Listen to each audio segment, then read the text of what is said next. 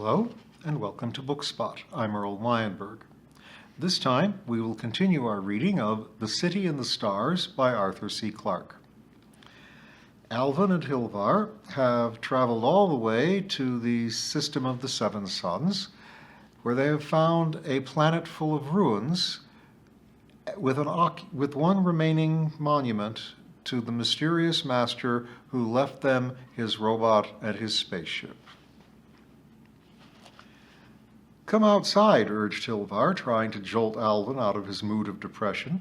"We've traveled halfway across the universe to see this place. At least you can make the effort to step out of doors." Despite himself, Alvin smiled and followed Hilvar through the airlock. Once outside, his spirits began to revive a little. Even if this world was dead, it must contain much of interest, much that would help him to solve some of the mysteries of the past. The air was musty but breathable. Despite the many suns in the sky, the temperature was low. Only the white disk of the central sun provided any real heat, and that seemed to have lost its strength in its passage through the nebulous haze around the star. The other suns gave quotas of color, but no warmth. It took only a few minutes to make sure that the obelisk could tell them nothing. The stubborn material of which it was made showed definite signs of age. Its edges were rounded, and the metal on which it was standing had been worn away by the feet of generations of disciples and visitors. It was strange to think that they might be the last of many billions of human beings ever to stand upon this spot. Hilvar was about to suggest that they should return to the ship and fly across to the nearest of the surrounding buildings when Alvin noticed a long, narrow crack in the marble floor of the amphitheater. They walked along it for a considerable distance, the crack widening all the time until presently it was too broad for a man's legs to straddle. A moment later they stood beside its origin. The surface of the arena had been crushed and splintered into an enormous shallow depression more than a mile long. No intelligence, no imagination was needed to picture its cause. Ages ago, though certainly long after this world had been deserted, an immense cylindrical shape had rested here, then lifted once more into space and left the planet to its memories. Who had they been? Where had they come from? Alvin could only stare and wonder. He would never know if he had missed these earlier visitors by 1,000 or 1,000,000 years. They walked in silence back to their own ship, how tiny that would have looked beside the monster which had once rested here, and flew slowly across the arena until they came to the most impressive of the buildings flanking it. As they landed in front of the ornate entrance, Hilvar pointed out something that Alvin had noticed at the same moment. "These buildings don't look safe. See all that fallen stone over there? It's a miracle they're still standing. If there were any storms on this planet, they would have been flattened ages ago. I don't think it would be wise to go inside any of them." "I'm not going to. I'll send the robot. It can travel faster than we can, and it won't make any disturbance which might bring the roof crashing down on top of it." Hilvar approved of this precaution, but he also insisted on one which Alvin had overlooked. Before the robot left on its reconnaissance, Alvin made it pass on a set of instructions to the almost equally intelligent brain of the ship, so that whatever happened to their pilot, they could at least return safely to Earth. It took little time to convince both of them that this world had nothing to offer. Together they watched miles of empty, dust-carpeted corridors and passageways drift across the screen as the robot explored these empty labyrinths. All buildings designed by intelligent beings, whatever form their bodies may take, must comply with certain basic laws. And after a while, even the most alien forms of architecture or design fail to evoke surprise, and the mind becomes hypnotized by sheer repetition, incapable of absorbing any more impressions. These buildings, it seemed, had been purely residential, and the beings who had lived in them had been approximately human in size.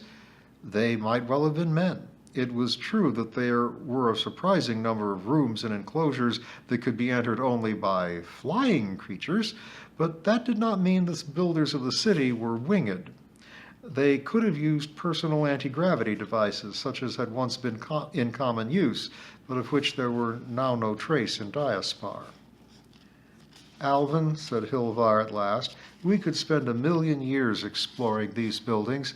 It's obvious that they've not merely been abandoned, they were carefully stripped of everything valuable that they possessed. We're wasting our time. Then what do you suggest? Asked Alvin. We should look at 2 or 3 other areas on this planet to see if they're the same, as I expect they are. Then we should make an equally quick survey of the other planets, and only land if they seem fundamentally different, or we notice something unusual. That's all we can hope to do, unless we're going to stay here for the rest of our lives.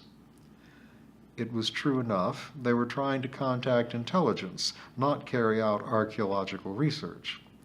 The former task could be achieved in a few days, if it could be achieved at all. The latter would take centuries of labor by armies of men and robots. They left the planet 2 hours later and were thankful to go. Even when it had been bustling with life, Alvin decided, this world of endless buildings would have been very depressing. There were no signs of any parks, any open spaces where there could have been vegetation.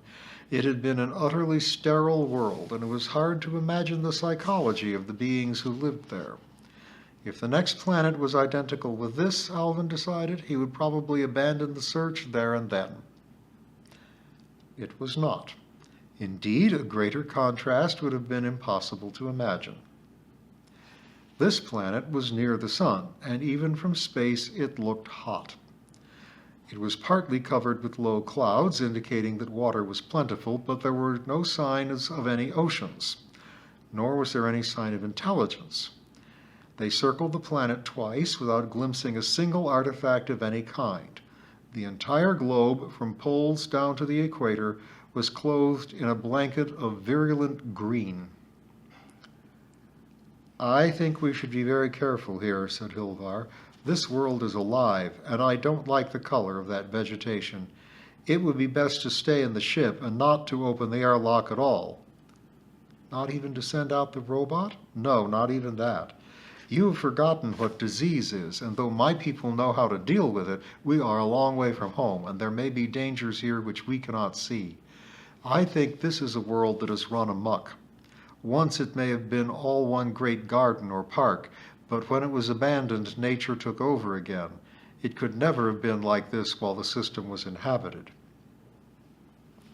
Alvin did not doubt that Hilvar was right. There was something evil, something hostile to all the order and regularity on which both Lys and Diaspar were based, in the biological anarchy below. Here a ceaseless battle had raged for 1 billion years. It would be well to be wary of the survivors. They came cautiously down over a great level plain, so uniform that its flatness posed an immediate problem. The plain was bordered by higher ground, completely covered with trees whose height could only be guessed. They were so tightly packed and so enmeshed with undergrowth that their trunks were virtually buried.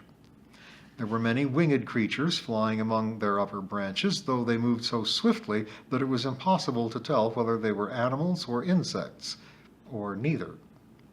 Here and there a forest giant had managed to climb a few scores of feet above its battling neighbors, who had formed a brief alliance to tear it down and destroy the advantage it had won. Despite the fact that this was a silent war fought too slowly for the eye to see, the impression of merciless, implacable conflict was overwhelming. The plain, by comparison, appeared placid and uneventful. It was flat to within a few inches, right out to the horizon, and seemed to be covered with a thin, wiry grass. Though they descended to within 50 feet of it, there was no sign of any animal life, which Hilvar found somewhat surprising. Perhaps, he decided, it had been scared underground by their approach. They hovered just above the plain while Alvin tried to convince Hilvar that it would be safe to open the airlock, and Hilvar patiently explained such concepts as bacteria, fungi, viruses, and microbes, ideas which Alvin found hard to visualize and harder still to apply to himself. The argument had been in progress for some minutes before they noticed a peculiar fact. The vision screen, which a moment ago had been showing the forest ahead of them, had now become blank. "Did you turn that off?" asked Hilvar, his mind as usual just one jump ahead of Alvin's. "No," replied Alvin, a cold shiver running down his spine as he thought of the only explanation. "Did you turn it off?" he asked the robot. "No," came the reply, echoing his own. With a sigh of relief, Alvin dismissed the idea that the robot might have started to act of its own volition, that he might have a mechanical mutiny on his hands. "Then why is the screen blank?" he asked. "The image receptors have been covered." "I don't understand," said Alvin, forgetting for a moment that the robot would only act on definite orders or questions. He recovered himself quickly and asked, "What's covered the receptors?" "I do not know." The literal mindedness of robots could sometimes be exasperating as the discursiveness of humans. Before Alvin could continue the interrogation, Hilvar interrupted. "Tell it to lift the ship," he said, and there was a note of urgency in his voice. Alvin repeated the command. There was no sense of motion. There never was. Then, slowly, the image reformed on the vision screen, though for a moment it was blurred and distorted. But it showed enough to end the argument about landing. The level plain was level no longer. A great bulge had formed immediately below them, a bulge which was ripped open at the top where the ship had torn free. Huge pseudopods were waving sluggishly across the gap, as if trying to recapture the prey that had just escaped from their clutches. As he stared in horrified fascination, Alvin caught a glimpse of a pulsing scarlet orifice, fringed with whip-like tentacles, which were beating in unison, driving anything that came into their reach down into that gaping maw. Foiled of its intended victim, the creature sank slowly into the ground. And it was then that Alvin realized that the plain below was merely the thin scum on the surface of a stagnant sea. "What was that thing?" he gasped. "I'd have to go down and study it before I could tell you that," Hilvar replied matter-of-factly. "It may have been some form of primitive animal, perhaps even a relative of our friend in Shalmoraine. Certainly it was not intelligent, or it would have known better than to try to eat a spaceship." Alvin felt shaken, though he knew that they had been in no possible danger. He wondered what else lived down there beneath that innocent sward, which seemed positively to invite him to come out and run upon its springy surface. "I could spend a lot of time here," said Hilvar, obviously fascinated by what he had just seen. "Evolution must have produced some very interesting results under these conditions. Not only evolution, but devolution as well, as higher forms of life regressed when the planet was deserted. By now, equilibrium must have been reached, and you're not leaving already?" His voice sounded quite plaintive as the landscape receded below them. "I am," said Alvin. "I've seen a world with no life and a world with too much, and I don't know which I dislike more." 5,000 feet above the plain, the planet gave them one final surprise. They encountered a flotilla of huge, flabby balloons drifting down the wind. From each semi-transparent envelope, clusters of tendrils dangled to form what was virtually an inverted forest. Some plants, it seemed, in the effort to escape from the ferocious conflict on the surface, had learned to conquer the air.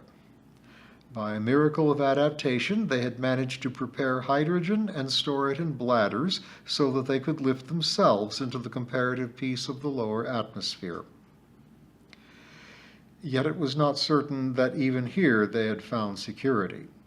Their downward-hanging stems and leaves were infested with an entire fauna of spidery animals which must spend their lives floating far above the surface of the globe, continuing the universal battle for existence on their lonely aerial islands. Presumably, they must from time to time have had some contact with the ground. Alvin saw one of the great balloons suddenly collapse and fall out of the sky, its broken envelope acting as a crude parachute. He wondered if this was an accident or part of the life cycle of these strange entities. Hilvar slept while they waited for the next planet to approach. For some reason which the robot could not explain to them, the ship traveled slowly, at least by comparison with its universe-spanning haste, now that it was within a solar system. It took almost 2 hours to reach the world that Alvin had chosen for his third stop, and he was a little surprised that any mere interplanetary journey should last so long. He woke Hilvar as they dropped down into the atmosphere. "What do you make of that?" he asked, pointing to the vision screen. Below them was a bleak landscape of blacks and grays, showing no sign of vegetation or any other direct evidence of life. But there was indirect evidence. The low hills and shallow valleys were dotted with perfectly formed hemispheres, some of them arranged in complex symmetrical patterns. They had learned caution on the last planet, and after carefully considering all the possibilities, remained poised high in the atmosphere while they sent the robot down to investigate. Through its eyes, they saw one of the hemispheres approach until the robot was floating only a few feet away from the completely smooth, featureless surface. There was no sign of any entrance, nor any hint of the purpose which the structure served. It was quite large, over 100 feet high. Some of the other hemispheres were larger still. If it was a building, there appeared to be no way in or out. After some hesitation, Alvin ordered the robot to move forward and touch the dome. To his utter astonishment, it refused to obey him. This indeed was mutiny, or so at first it seemed. "Why don't you do as I tell you?" asked Alvin when he had recovered from his astonishment. "It is forbidden," came the reply. "Forbidden by whom?" "I do not know." "Then how—" "No, cancel that. Was the order built into you?" "No." That seemed to eliminate one possibility. The builders of these domes might well have been the race who made the robot, and might have included this taboo in the machine's original instructions. "When did you receive the order?" asked Alvin. "I received it when I landed." Alvin turned to Hilvar, the light of a new hope burning in his eyes. "There's intelligence here. Can you sense it?"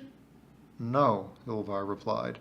"The place seems as dead to me as the first world we visited.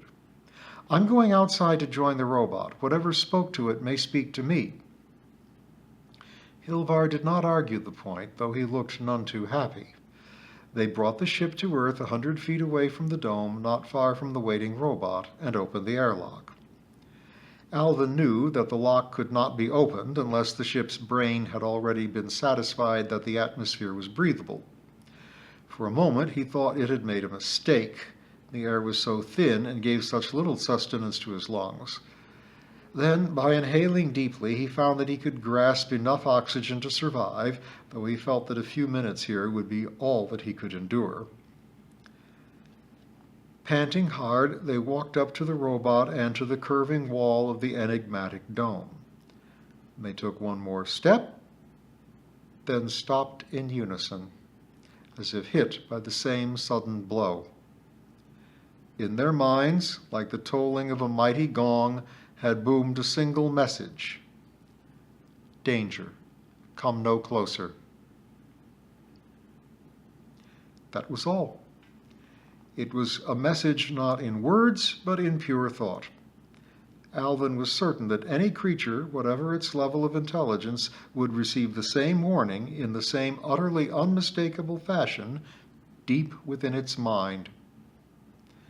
It was a warning, not a threat. Somehow they knew that it was not directed against them. It was for their own protection. Here, it seemed to say, is something intrinsically dangerous, and we, its makers, are anxious that no one shall be hurt through blundering ignorantly into it. Alvin and Hilvar stepped back several paces and looked at each other, each waiting for his friend to say what was in his mind. Hilvar was the first to sum up the position. "I was right, Alvin," he said. "There is no intelligence here. That warning is automatic. triggered by our presence when we get too close. Alvin nodded in agreement. I wonder what they were trying to protect, he said. There could be buildings, anything under those domes. There's no way we can find out if all the domes warn us off. It's interesting, the difference between the 3 planets we visited. They took everything away from the first, they abandoned the second without bothering about it, but they went to a lot of trouble here. Perhaps they expected to come back someday and wanted everything to be ready for them when they returned. But they never did, and that was a long time ago. They may have changed their minds. It was curious, Alvin thought, how both he and Hilvar had unconsciously started using the word they. Whoever and whatever they had been, their presence had been strong on that first planet, and was even stronger here. This was a world that had been carefully wrapped up and put away until it might be needed again. Let's go back to the ship, panted Alvin. I can't breathe properly here. As soon as the airlock had closed behind them and they were at ease once more, they discussed their next move. To make a thorough investigation, they should sample a large number of domes in the hope they might find one that had no warning and which could be entered. If that failed, but Alvin would not face that possibility until he had to. He faced it less than an hour later, and in a far more dramatic form than he would have dreamed. They had sent the robot down to 6 domes, always with the same result, when they came across a scene which was badly out of place on this tidy, neatly packaged world. Below them was a broad valley, sparsely sprinkled with the tantalizing, impenetrable domes. At its center was the unmistakable scar of a great explosion. An explosion which had thrown debris for miles in all directions and burned a shallow crater in the ground. And beside the crater was the wreckage of a spaceship.